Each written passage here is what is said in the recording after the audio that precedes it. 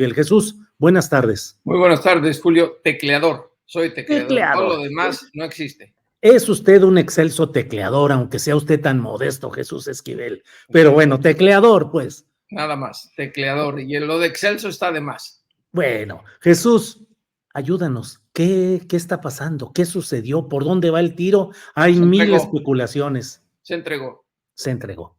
Se entregó. Muy sencillo. Es que todo encaja, Julio, y no se necesita ser sabio para llegar a esta conclusión. En primer lugar, no sé si ya viste la fotografía oficial que dio a conocer la DEA. No va esposado. El Mayo Zambada a bordo de ese automóvil. Llegó al aeropuerto de Santa Teresa, en el estado de Nuevo México, que colinda con Texas. Está a unos cuantos kilómetros de la ciudad del Paso, a donde fue llevado después de arribar al territorio estadounidense para ser interrogado por agentes de la DEA y del FBI que están en el mismo edificio federal. Lo conozco y conozco el aeropuerto.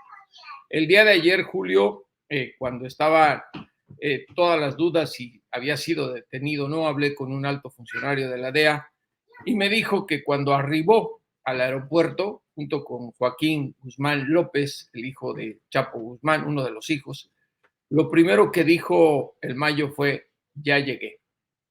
Y llegó, y obviamente lo detuvieron los agentes de la DEA. Pero aquí no nada más se trata de esta narrativa, sino hay que poner como contexto todo lo que hay alrededor de este personaje, que en algún momento fue considerado pues el más inteligente de todos los narcotraficantes porque nunca habían podido echarle el guante. Estaba en su madriguera, en la zona de la Sierra Madre, el Triángulo Dorado, y nunca habían dado con él.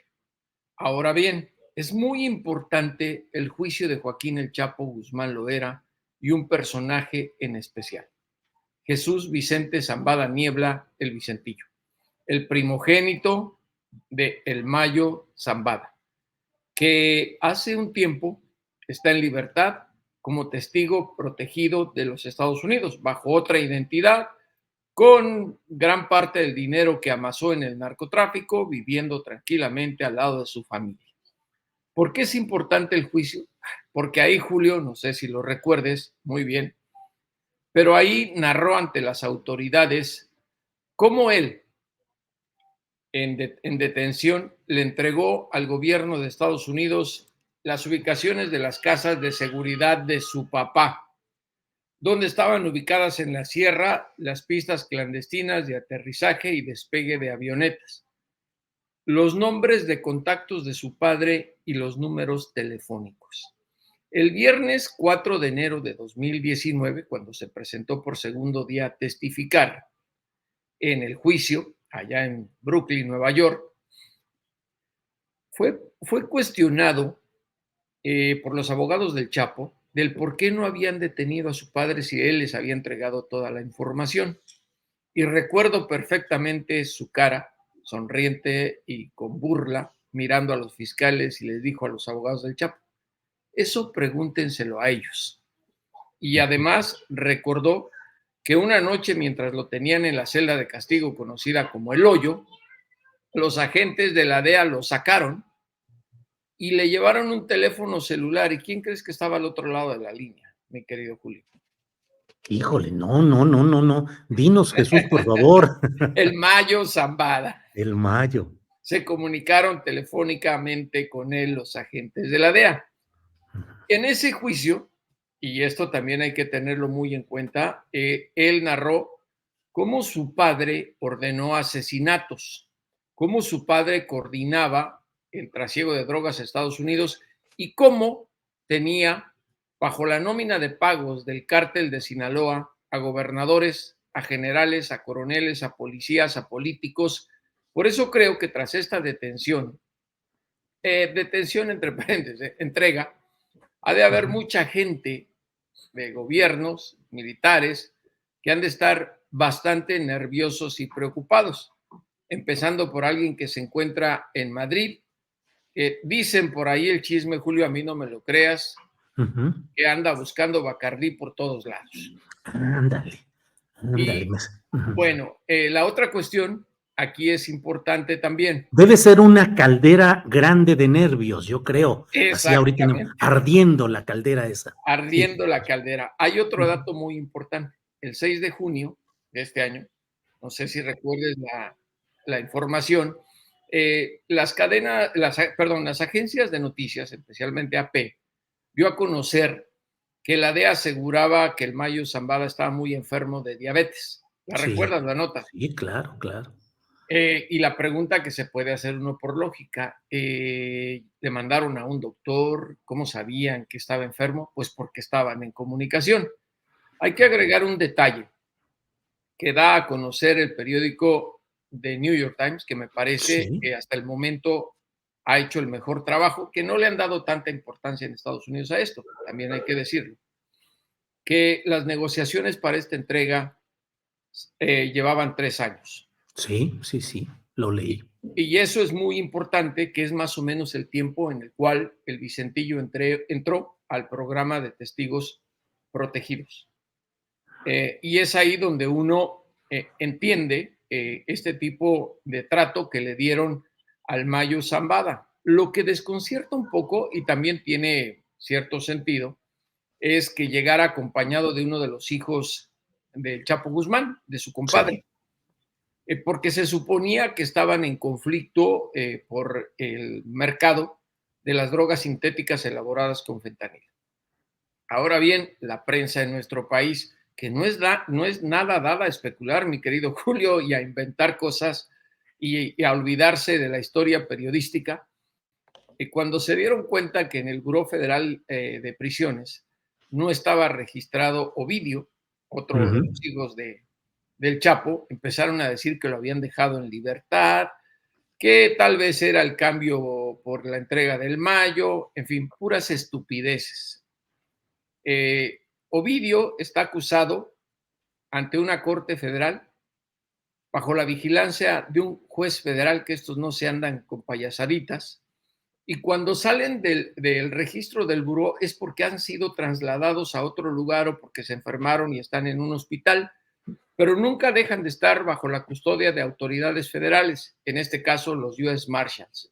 Por ahí dicen, Julio, que va a salir una nota en una revista ujú, conservadora, como le dice Andrés Manuel, que va a señalar un dato que te adelanto, que es ujú, posible que Ovidio haya ya estado en la ciudad del Paso para cotejar declaraciones. Eso dicen, a mí no me creas, ujú. como parte de todas estas especulaciones, lo cual tendría bastante sentido si se trata de un caso de negociación. El otro hijo del Chapo coadyuva a las investigaciones que lleva Estados Unidos en contra de la fracción de los Chapitos. Joaquín Guzmán López no era uno de los grandes de los hijos del Chapo. Los más importantes de esa fracción son Iván y Alfredo, el Alfredillo. Sobre estos van. Pero creo que esto debe de servir como ejemplo del gobierno de Estados Unidos, que siempre, tras bambalinas, está un paso adelante de lo que se conoce en las autoridades federales. Esta negociación ni siquiera fue a través de los agentes de la DEA, que son 70 los que están en México. Ya por ahí también me enteré que alguien dijo que entraron, lo secuestraron y se lo llevaron, y hasta hicieron una comparación con lo del caso del doctor Enrique Álvarez Machain, que él Ujú, sí fue secuestrado. Ese secuestro está narrado perfectamente por Héctor Berreyes, el exagente de la DEA. ujú. Esto fue otra circunstancia totalmente distinta, en la cual ya viste la foto, sí se ve muy acabado el Mayo Zambada, tiene 76 años y efectivamente está enfermo, y creo que no tenía nada que perder, sino todo lo contrario, mucho que ganar, porque la fracción del cártel de Sinaloa ya no está comandada por él, obviamente ya está su reemplazo, es una nueva generación de narcotraficantes. El Mayo es el último de la vieja guardia, desde que estaba el caso de Rafael Caro Quintero y todos ellos. Él fue pistolero en esas épocas, junto con el Chapo. Pero así son las circunstancias, así es lo que se está dando. Aquí en Estados Unidos, la verdad, la noticia pues es nota, pero no es la gran nota, ni siquiera está en las primeras planas de los grandes diarios. ¿Por qué? Pues porque creo que la DEA en su fracaso de la guerra contra las drogas también aprendió la lección de no extrapolar el poder de algunos narcotraficantes. ¿Cuántas cosas decían del Chapo? Que el narcotraficante más peligroso del mundo, que si lo detenían casi casi el narcotráfico iba a desaparecer. Lo detuvieron, lo extraditaron a Estados Unidos y además lo procesaron y el narco sigue peor. Y el nombre del Mayo es desconocido. El del Claro, Chapo no, tanta popularidad, películas, series, en fin. Y creo que de ninguna manera tiene el mismo efecto claro. la entrega de este hombre que Ujú. mediáticamente en Estados Unidos y en el resto del mundo que la del Chapo. Oye, Jesús, ¿qué pensar del hecho de que el gobierno de México diga, por una parte, Rosa Isela Rodríguez, la secretaria de Seguridad Pública, pues que el gobierno de México no tuvo participación y el horario, el cronograma que da de cómo se fueron enterando, pues muestra a un gobierno de México que no sabía absolutamente nada de lo que estaba sucediendo? Uno, y dos, el propio presidente de México luego dice que esto muestra parte de las referencias o de la lucha conjunta contra el crimen organizado, aunque en esto no participamos. Pero ¿qué piensas, Jesús, del hecho de que el gobierno de México no tuviera Pues participación y al parecer no sabía? me parece que es una evidencia más de esta negociación secreta que estaba teniendo el Departamento de Justicia a través de la DEA con el Mayo Zambada. Imagínate si se hubiera filtrado la información de que estaban bajo una negociación. Repito, el New York Times dice que 3 años llevaba estas conversaciones. Es muy lógico, no sé si todo ese tiempo, pero es muy lógico. Y lo otro que es parte de la cooperación, bueno, pues es nada más como para que no quedar tan mal. Además, ha sido bastante mal visto el hecho de que el presidente López Obrador en algún momento saludó a la mamá de El Chapo en Ajá. persona. Y el tema de abrazos no balazos también ha sido, y tú mismo en tus columnas has puesto en entredicho su efectividad, que por el tema de inseguridad y de violencia que vivimos en México y sobre todo por el gran mercado de trasiego de drogas, se da uno cuenta que no ha sido lo que él nos prometió, esa panacea divina saliente de Palacio Nacional. Ahora bien, esta situación también creo que encajó en que estas conversaciones se hacen en secreto. Tal vez el único que pudo haber estado enterado fue Merrick Garland, el Procurador General de Justicia de los Estados Unidos. Y en algún momento se llegó a especular, te lo digo porque incluso yo conversé con varios agentes ayer y me decían, es que no estamos seguros que el otro que acompaña al Mayo sea el hijo del Chapo, se están cotejando las identidades, pensaban que se trataba de otro narcotraficante, del Chapo Isidro, que es uno de los más allegados al Zambada García y quien seguramente va a ocupar un lugar importante en el hueco que deja el Mayo dentro del cártel de Sinaloa. Esta situación es de esperar cuando a mí me confirman que efectivamente se trataba del Mayo. La noticia empieza a extenderse. No van a decir muchas cosas. En primer lugar, por los procesos judiciales que esto implica.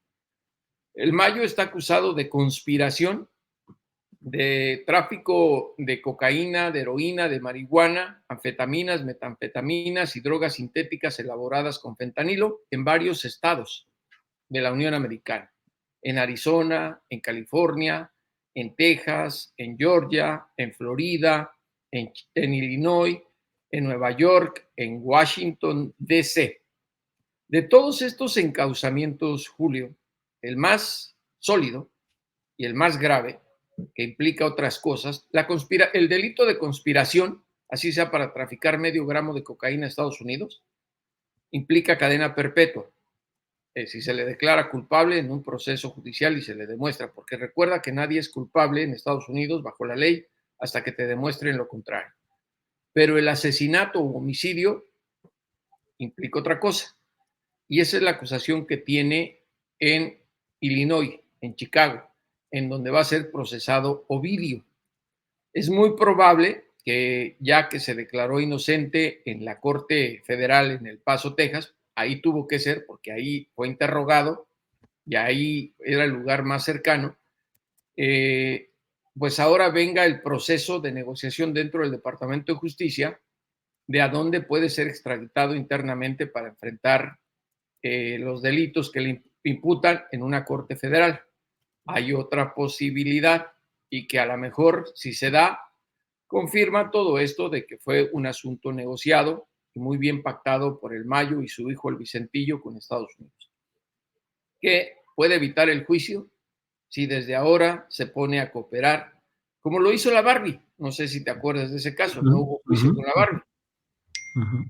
Porque enfrentar a la justicia, pues es muy complicado, le puede ocurrir lo que al Chapo, que aseguraba que iba a salir libre y le salió el tiro por la culata y volverá a ver la luz del día solamente cuando salga por los pies por delante de la prisión de supermáxima seguridad de Florence, Colorado.